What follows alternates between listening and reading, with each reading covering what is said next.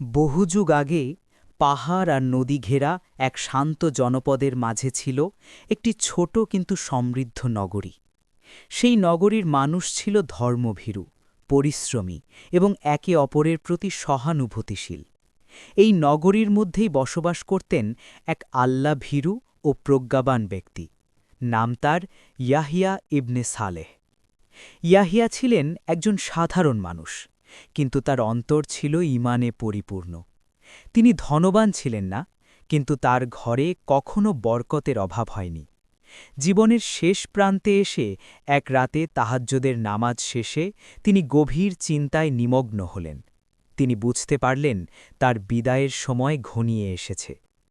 ইয়াহিয়ার ৩ পুত্র, আমিন বুদ্ধিমান ও হিসেবী, নাইম ইবাদতপ্রিয় ও জ্ঞানানুরাগী, এবং রাহিল নীরব, দরিদ্রবান্ধব ও দয়ালু।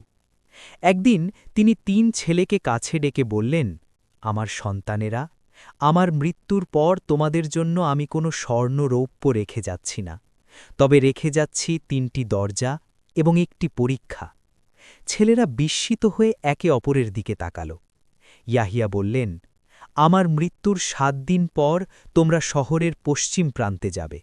সেখানে একটি পুরনো ইমারত পাবে। ইমারতের ভেতরে ৩টি দরজা থাকবে। প্রত্যেকে একটি করে দরজা বেছে নেবে। যে দরজার ভেতরে যা পাবে তাই হবে তোমার জীবনের পরীক্ষা।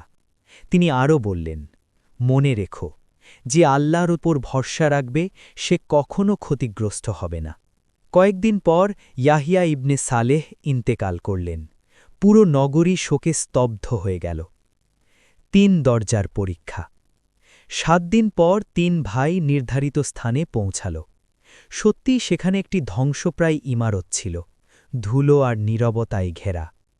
৩টি দরজায় লেখা ছিল, প্রথম দরজা, যা চোখে চকচক করে; দ্বিতীয় দরজা, যা মনে তৃপ্তি দেয়; তৃতীয় দরজা, যা আল্লাহ দেখেন; আমিনের দরজা।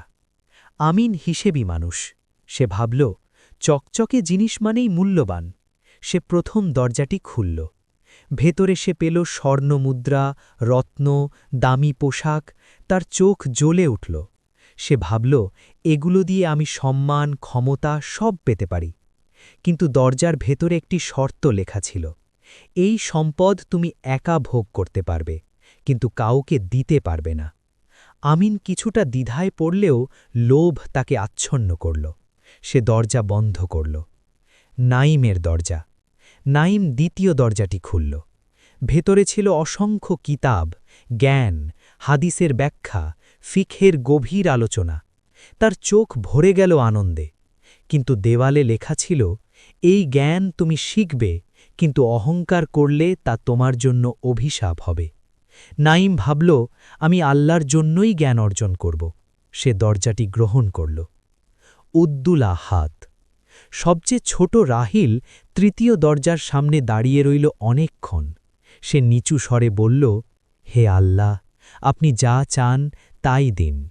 দরজা খুলতেই সে দেখল, ভেতরে কিছুই নেই, শুধু একটি মাটির হাঁড়ি, ভেতরে সামান্য পানি আর একটি কাগজে লেখা, এই পানি যার সবচেয়ে বেশি প্রয়োজন তাকে দিও। রাহিল হতাশ হল না। সে হাঁড়িটি তুলে নিল। নিত্রিং, পরীক্ষার ফল। কয়েক সপ্তাহ পর আমিনের সম্পদ তাকে ধীরে ধীরে অহংকারী বানিয়ে ফেলল। সে মানুষের দুঃখ ভুলে গেল। তার হৃদয় কঠিন হয়ে গেল। নাইম জ্ঞান অর্জন করল, কিন্তু মানুষের প্রশ্নে বিরক্ত হতে লাগল। সে নিজেকে সবার চেয়ে বড় ভাবতে শুরু করল। আর রাহিল? একদিন শহরের বাইরে সে এক অসুস্থ পথিককে পেল, পিপাসায় মৃত্যুপথযাত্রী। সে বিনা দ্বিধায় সেই পানিটুকু তাকে খাইয়ে দিল। পথিক সুস্থ হয়ে চোখ তুলে বলল, আল্লাহ তোমাকে কবুল করুন, হে যুবক। ঠিক সেই মুহূর্তে আকাশ থেকে এক প্রশান্ত বাতাস বইতে লাগল। রাহিল অনুভব করল এক অদ্ভুত শান্তি। সেদিন রাতে ৩ ভাই একই স্বপ্ন দেখল।